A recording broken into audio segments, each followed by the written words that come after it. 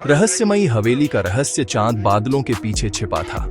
गांव की पगडंडी पर चलते हुए आरव को अजीब सी बेचैनी हो रही थी। उसका हर कदम जैसे सूखी पत्तियों की खड़खड़ाहट में दबा जा रहा था। गांव के लोग पहले ही उसे रोक चुके थे।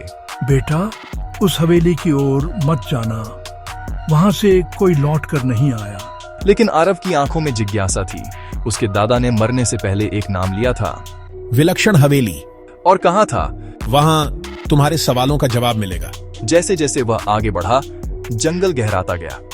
अचानक उसे टूटी फूटी दीवारें दिखाई दी, बेलों से लिपटी। जंग लगे गेट पर लोहे की किवाड़ें झूल रही थीं। हवेली का विशाल दरवाजा सामने था। हवा में अजीब सी गंध थी, जैसे नमी और खून की बू मिलकर किसी रहस्य को छिपा रही हो। आरव ने कांपते हाथों से दरवाजा धक्का दिया। दरवाजा चर्र चर्र की आवाज के साथ खुला और अंदर गहरा अंधेरा पसरा था। अंदर हर तरफ जाले, टूटी मूर्तियां और धूल जमी हुई थी। मगर अजीब बात यह थी कि एक पुराना झूमर अब भी हल्की सी रोशनी बिखेर रहा था। आरव को लगा जैसे किसी ने अभी अभी यहां दिया जलाया हो। अचानक ऊपर से चरमराहट की आवाज आई।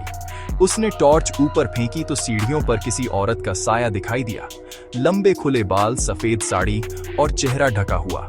आरव के पांव जैसे जमीन में धंस गए। डरते डरते वह ऊपर गया। वहां दीवार पर एक बड़ी पेंटिंग टंगी थी। पेंटिंग में वही हवेली थी और एक राजसी परिवार। मगर उस परिवार की औरत की शक्ल बिल्कुल उसी परछाई जैसी थी। पास ही एक पुरानी डायरी पड़ी थी। उसने खोली तो उसमें लिखा था, सन 1857। इस हवेली के मालिक ठाकुर वीरेंद्र सिंह ने अंग्रेजों से गद्दारी की। लेकिन सबसे बड़ा रहस्य उसकी पत्नी राधिका देवी के साथ जुड़ा था। कहते हैं, ठाकुर ने अपने खजाने को बचाने के लिए उसे जिंदा हवेली की तहखाने की दीवारों में चुनवा दिया। उसके चीखों की गूंज आज भी हवेली में सुनाई देती है। डायरी से पता चला कि हवेली में नीचे तहखाने का रास्ता है। उसने दीवारों पर हाथ फेरा तो एक जगह ईंट डीली मिली। धक्का देते ही रास्ता खुल गया। जैसे ही वह नीचे उतरा, सीलन और बदबू ने उसे घेर लिया। दीवारों पर खून जैसे निशान बने थे। बीचों बीच एक पत्थर का ताबूत रखा था।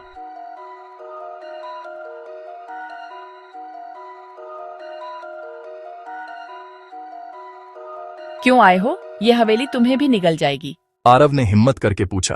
तुम राधिका देवी हो? हाँ, मैं ही वो औरत हूँ जिसे दीवारों में चुनवा दिया गया था। मैं शांति चाहती हूँ, मगर इस हवेली का श्राप मुझे बांधे हुए है।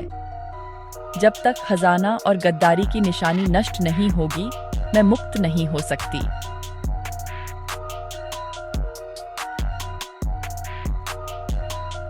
जैसे ही उसने दस्तावेज जलाया, पूरी हवेली हिलने लगी। धन्यवाद, अब मैं मुक्त हूँ।